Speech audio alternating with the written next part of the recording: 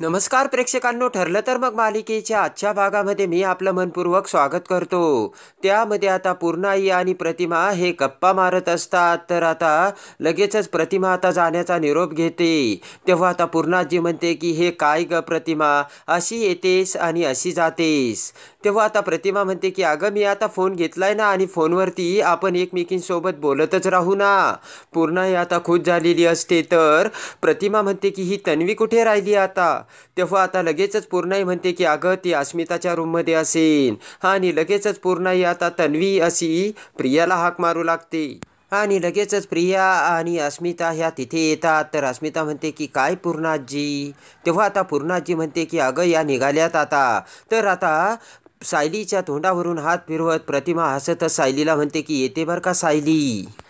तेवढ्यात आता मधुभाऊ हात जोडत प्रतिमाला म्हणतात की तुम्ही पुन्हा इथे येताल तेव्हा इथे मी असेन किंवा नसेन मला माहीत नाही, पण कायम आपण भेटत राहू. तर प्रतिमासुद्धा आता मधुभाऊच्या आता त्या प्रेमाचा स्वीकार करते. हात जोडलेले मधुभाऊंनी आता प्रतिमाला आता खूप काही ओळख करून सांगितलेलं असतं. हसतच प्रिया म्हणते की मला आजचा दिवस खूप आता मस्त गेला बरं का. म्हणजे मस्तपैकी मी अस्मिताशी गप्पा मारल्या, मला खूप बरं वाटलं. पटकन आता पूर्णाजी प्रतिमाच्या चेहऱ्यावरून हात फिरवत म्हणते की परत लवकर ये बरं का. तर हो हो पूर्णाजी असे म्हणत आता प्रिया प्रतिमाला घेऊन जाऊ लागते. इकडे आता बेडरूममध्ये अर्जुन हा वेडवाकडं बारीक चेहरा करून आता चैतन्याला बोलत असतो. माझ्या चिठ्ठीचं काहीच फिलिंग नाहीये. माझी चिठ्ठी त्या मिस सायलींनी फाडून टाकली. माझ्या इमोशन्सला काहीच महत्त्व नाहीये. चैतन्य आता अर्जुनला समजावू लागतो. चैतन्य म्हणतो की अरे अर्जुन असं काहीच नाहीये रे. अर्जुन म्हणतो की असं कसं काही नाही चैतन्य. अरे माझी चिठ्ठी फाडून टाकली, काहीच व्हॅल्यू नाही माझ्या मनातल्या भावनांना. चैतन्य म्हणतो की अरे काहीतरी गडबड झाली असेल अर्जुन.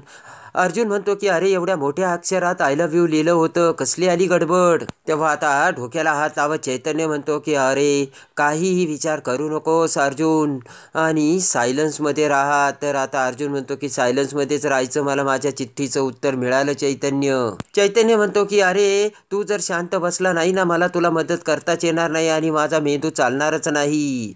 चैतन्यकडे बघत अर्जुन म्हणतो की अरे तुझा मेंदू चालून तरी काय उपयोग राहिला आता. अर्जुन म्हणतो की मेंदू चालू नकोस अरे, या सिच्युएशनमध्ये मला तू मदत कर. तर आता लगेच चैतन्य म्हणतो थांब आणि चैतन्य बाहेर निघून जातो. तर हात करत अर्जुन म्हणतो की आता तू तरी कुठे चाललाय मला सोडून, आणि जा तू सुद्धा जा, असे म्हणत हातावर हात टाकून आता अर्जुन तिथेच बसलेला असतो आणि चैतन्य बाहेर निघून गेलेला असतो. आणि इकडे आता रविराज घरामध्ये पेपर वाचत बसलेला असताना प्रिया ही आता प्रतिमाला घेऊन तिथे येते. रविराजला बघताच प्रत्येक पळतच जाऊन प्रिया आता रविराजला मिठी मारते आणि म्हणते की बाबा किती मिस केलंय तुम्ही, आणि मी तुम्हाला सकाळपासून पहिल्यांदाच बघितलं, म्हणजे मी घरात नव्हते ना. हसतच प्रिया म्हणते की बाबा आपण फॅमिली आहोत तेव्हा मी तुम्हाला मिस करणारच ना. बरं आता मी वर जाते बरं का, खूप थकायला झालं, आणि बाय असे म्हणत प्रिया वर निघून जाते. आणि आता लगेचच प्रिया जाताच रविराज प्रतिमाला म्हणतो की प्रिया खूप खुश वाटते, कुठे गेल्या होत्या तुम्ही, बाहेर गेल्या होतात का. तर प्रतिमा म्हणते पूर्णाईकडे. रविराज म्हणतो की तरी सुद्धा ही प्रिया आज आता काय कशी वागली. तर लगेचच प्रतिमा म्हणते की नाही तिने तिकडे असं काहीच केलं नाही. प्रतिमा म्हणते की तिचा अस्मिताबरोबर गप्पा झाल्या ना म्हणून तिचा मूड चांगला असेल. रविराज म्हणतो नक्की का. तर प्रतिमा म्हणते हो. प्रतिमा म्हणते की अहो इथून जाताना मला मनापासून भीतीच वाटत होती, पण नाही तन्वी आपली चांगली वागली बरं का तिथे जाऊन. आणि आता रविराज सुद्धा खुश झालेला असतो. तर रविराज म्हणतो की चल प्रतिमा मला थोडंसं बाहेर काम आहे, नंतर आपण लगेच जेवायच्या वेळेत पुन्हा परत येऊ. इकडे आता चैतन्य हा पळत पळतच किचनमध्ये जातो आणि सायलीने जी चिठ्ठी फाडून टाकली ती डस्टबिनमध्ये त्या चिठ्ठ्यांचे सगळे तुकडे गोळा करून आता चैतन्य पुन्हा वर बेडरूममध्ये येतो. चैतन्यला बघताच आता अर्जुन म्हणतो की अरे कुठे गेला होतास, आलास का तू, आणि विचारलंस का सायलीला का केलंस असं म्हणून. चैतन्य म्हणतो की अरे असं डायरेक्ट कोणी विचारत असतं का. आणि चैतन्य आता त्या चिठ्ठ्यांचे तुकडे आता बघू लागतो. तेव्हा आता लगेचच चैतन्यकडे बघत अर्जुन म्हणतो की हे काय करतोयस. तेव्हा आता ते तुकडे दाखवत आता चैतन्य म्हणतो की सायली वहिनीने फाडून टाकल्याचे चिठ्ठीचे हे तुकडे आहेत, अर्जुन म्हणतो की कशाला घेऊन आलास ते इथे आता? अर्जुन म्हणतो की अच्छा, म्हणजे मला दाखवायला घेऊन आला की काय मिसेस सायलीने माझ्या हार्टचे कसे तुकडे तुकडे केलेत ते. आणि आता ते चिठ्ठींचे तुकडे वाचताच लगेच चैतन्य म्हणतो की अरे अर्जुन पटकन इकडे ये. अर्जुन म्हणतो की आता काय झालं? चैतन्य म्हणतो की अरे तुझ्या लव प्रेमात ही साखर कुठून आली? तर आता लगेचच अर्जुन म्हणतो काय? तर ते तुकड्यांमध्ये जे लिहिलेलं असतं ते अर्जुन वाचू लागतो. मसाला, कांदे, बटाटे हे कुठून आले यामध्ये? तेव्हा तो अर्जुन म्हणतो की अरे तू सामानाची यादी घेऊन आला. चैतन्य म्हणतो एक्झॅक्टली सायली वहिनीने फाडलेल्या कागदाचे हेच तुकडे आहेत. चैतन्यकडे बघत अर्जुन म्हणतो की अरे बाबा तू सामानाच्या यादीचे तुकडे घेऊन आलाय. तेव्हा आता चैतन्य म्हणतो की अरे बाबा सायली वहिनीने फाडलेल्या कागदाचे त्या डस्टबिनमध्ये एवढेच तुकडे होते. तर अर्जुन म्हणतो काय? अर्जुन म्हणतो की मग या सामानाच्या यादीची चिठ्ठी सायलीने वाचून फाडून फेकून दिली तर मग माझी लव चिठ्ठी गेली तरी कुठे? इकडे आता सायलीने किचनमध्ये येऊन आता तिने बनवलेलं ते लव हर्टचं बिस्किट हातात घेतलेलं असतं. त्या बिस्किटाकडे बघत सायली म्हणते की मी किती मनापासून हे आता प्रेमाने अर्जुन सरांसाठी बिस्किट बनवलं होतं पण अर्जुन सरांनी ते घेतलंच नाही असे म्हणत सायली ते बिस्किट मोडून टाकते. आणि तेवढ्यातच आता चैतन्य आणि अर्जुन चोर पावलांनी तिथे येतात आणि ती चिठ्ठी इकडे तिकडे किचनमध्ये शोधू लागतात. त्यांच्याकडे बघत सायली म्हणते की काय शोधताय तुम्ही?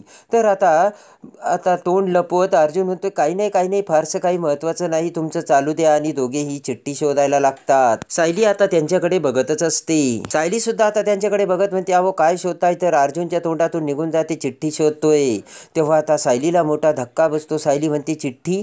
तर चैतन्य म्हणतो नाही कसली चिठ्ठी नाही, काय नाही, त्याचं काय ऐकताय? अर्जुन म्हणतो की मी काहीतरी लिहिलं होतं ते शोधतोय. तर सायली म्हणते की काय लिहिलं होतं? म्हणजे तुम्ही एवढं शोधताय तर त्यामध्ये काही महत्त्वाचं लिहिलं असेल ना? अर्जुन पुन्हा आता सायलीकडे बघू लागतो. सायली म्हणते की नाही म्हणजे मला इथे एक कागद सापडला होता पण ती सामानाची यादी होती म्हणून फाडून मी फेकून दिली. तेव्हा आता अर्जुन हा सायलीकडे बघतो. सायली म्हणते तुम्ही सामानाची यादी तर शोधत नाही ना, मग काय शोधताय तुम्ही? तर चैतन्य आता अर्जुनकडे बघतो. तर आता चैतन्य लगेचच विचार करत म्हणतो की खूप अर्जंट काम आहे. तेव्हा एक फोन नंबर शोधत होतो, महत्त्वाचा फोन नंबर होता ना, तो त्या कागदावर लिहिला होता. सायली म्हणते ठीक आहे, जर सापडला ना मला कागद मी आणून देईल. तर वाकडे तिकडे तोंड करत अर्जुन म्हणतो ओके, सापडला तर मला फोन नंबर आणून द्या. आणि अर्जुन चैतन्य तेथून निघून जातात. तेव्हा आता पुन्हा सायली विचार करते की माझे बिस्किटाचे यांनी काहीच पर्वा केली नाही आणि हातातही घेतली नाही.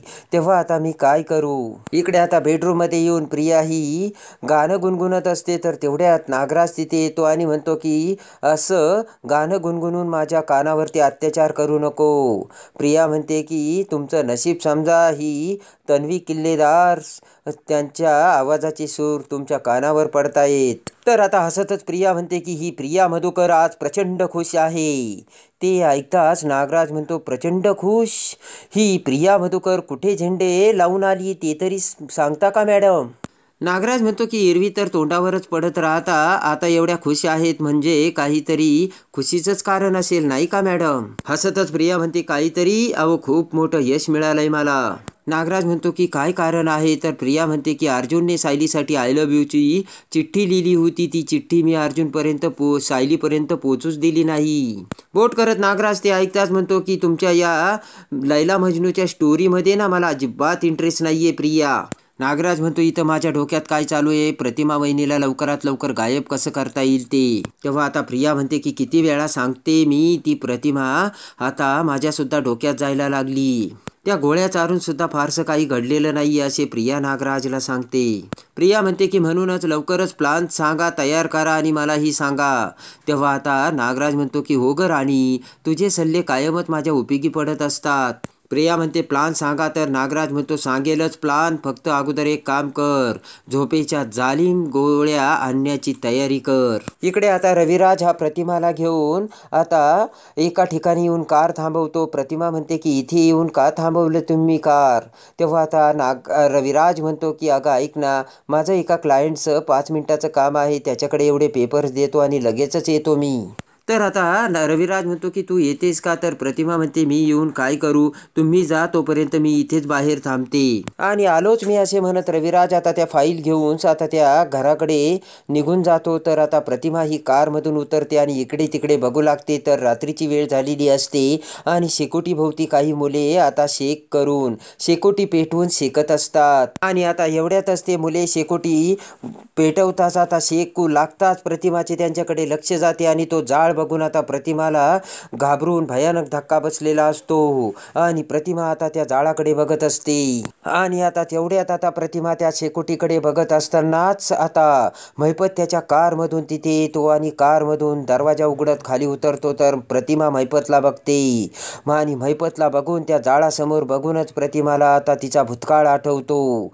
आपण दरीत पडत असताना महिपत कसा आपल्या समोर आला आणि लाकडी मशाल घेऊन आता तुला वर जायचं ठरलेलंच आहे असे म्हणत आता लाकडी मशालीने आपल्याला कसे महिपतने मारले हे सगळं आता एका सेकंदात एकाच झटक्यात प्रतिमाच्या डोळ्यासमोर आलेलं असतं.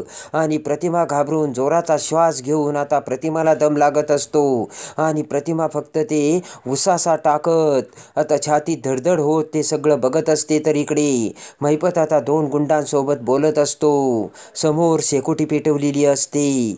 प्रतिमाला आता दम लागत असतो आणि प्रतिमा आता त्याच्याकडे फक्त घाबरून बघतच असते. प्रतिमाचा श्वास कोंडत असतो आणि त्याच वेळेस आपल्याला लाकडी मशालीने कसे आता महिपतने मारले होते सगळं प्रतिमाच्या डोळ्यासमोर येऊ लागते. आणि घाबरतच आता दम सोडत आता प्रतिमा खाली बसते. तर आता जाळ आता एकदम महिपतच्या समोर पेटलेला असतो.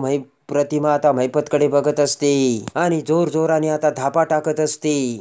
आणि आता तेवढ्यातच ते 2 सगळ्या शेकोटी पेटवून शेकोटी भोवती शेकणाऱ्या सगळ्या मुलांचे लक्ष आता प्रतिमाकडे जाते आणि प्रतिमाला त्रास होत असल्याचे बघून ते लोक आता प्रतिमाकडे धाव घेतात. तेव्हा आता प्रतिमाजवळ येऊन ते माणसे म्हणतात की काय झालं तुम्हाला? तर एक माणूस म्हणतो त्यांना त्रास होतोय, श्वास घेता येत नाहीये.